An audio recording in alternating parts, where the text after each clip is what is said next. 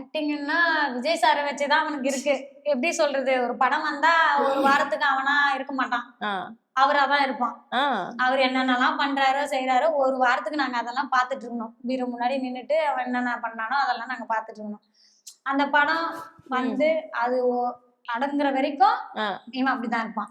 லாஸ்டா ஷூட் முடிற வரைக்கும் கோட் படத்துல ஜீவன் அந்த மாதிரி தான், அந்த கெட்டப்ல தான் அங்கேயே ஜி தமிழ் ஆபீஸ்ல என்னென்னலாம் பண்ணுவான் ஜீவன். நீங்க பாருங்க அந்த மாதிரிதான் பண்ணுவான். இப்ப அவன் மோடுக்கு போயிட்டு இருக்கான், ஜீவன் மோடுக்கு.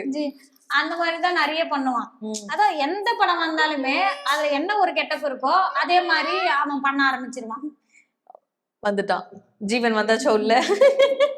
லாஸ்டா சச்சின் வந்து ரீரிலீஸ் ஆச்சு. ஆமா அந்த விஜய் யூஸ் பண்ற அந்த நோக்கியா பழைய அந்த போனை வாங்கி கொடுன்னு ஒரே தொல்லை. பேண்ட் கேட்டா ஓகே வாங்கிட்டு வந்து கொடுத்தாச்சு. பேண்ட் ஓகே கிடைச்சிருச்சு, 2 பக்கம் இது வச்சு கிடைச்சிருச்சு. போனு வேணாடான்னா கேட்க மாட்டேன். எனக்கு அந்த போனு தான். டே அதெல்லாம் பழைய மாடல்ரா, வேணாடா எனக்கு அந்த போனு தான். பழைய பாட்டு பாருங்கல்ல, அப்படிலாம் கிடையாது. அந்த போன் வேணும். 2 வாரமா ஒரே சண்டை தான். அத சொல்ற, ஒரு 5 ரூபாய் சிப்ஸ் பாக்கெட்டுக்கு நீ அம்மாவோட நிலைமை புரிஞ்சிருக்க. ஆனா விஜய் அண்ணான்னு வரும்போது உனக்கு அந்த போன் வந்து கண்டிப்பா வேணும் அப்படின்ட்டு. அந்த போன் உங்களுக்கு தெரியாதுமா, அந்த போன் நல்லா இருக்குமா, எவ்வளவு சின்னதா, எவ்வளவு நானே இவ்வளவு பெரிய போனா கேக்குறேன். குட்டி போனுமா இவ்வளவுதான்மா இருக்கும், அழகா எதுக்கு அந்த போனு அப்படின்னு கேப்ப. யாராவது கால்கள் பண்ணவன் இதுல பேச முடியாதா அப்படின்னு. அம்மா நல்லா இருக்கும்மா, வெளியில எல்லாம் இவ்வளவு பெரிய போன் எல்லாம் வேணாமா அப்படின்ட்டு யூஸ் பண்ணிட்டு தூக்கி போட்டுருவாடா, வேணாடா அப்படின்ட்டு. அதுக்கே மூஞ்சி தூக்கி வச்சு. அதுக்கப்புறம் தான் நான் சொன்னேன், அதுக்கு கூப்பிட்டு அட்வைஸ் பண்ணேன். நீ என்ன வேணா மியூசிக் இதுல எது வேணாலும் கேளு, நான் வாங்கி கொடுக்குறேன்.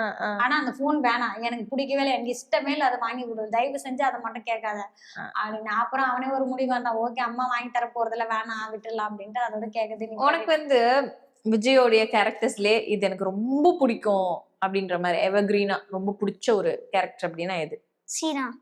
சீன் சொல்லலாம், இல்ல இந்த ஒரு கதாபாத்திரம் அது சொல்லலாம். இந்த படத்துல எனக்கு இந்த விஜய் ரொம்ப பிடிக்கும். ட்ரெயின்ல அப்பாவும் சின்ன விஜய் அடிச்சுப்பாங்கல்ல, கோட்டு தான். கோட்டு இல்லாம சொல்றேன், வேற ஏதாவது லியோ, வேற ஃபைட் சீன் தான் ரொம்ப பிடிக்கும். நடிப்பை விட அந்த ஃபைட் சீனுங்க அதெல்லாம் தான் ரொம்ப விஜய் கிட்ட பிடிக்கிறது. மத்தபடி விஜய் டான்ஸ் பிடிக்கும் அப்படின்னு சொல்லி டான்ஸ் பிடிக்கும், ஃபைட் சீன் பிடிக்கும்.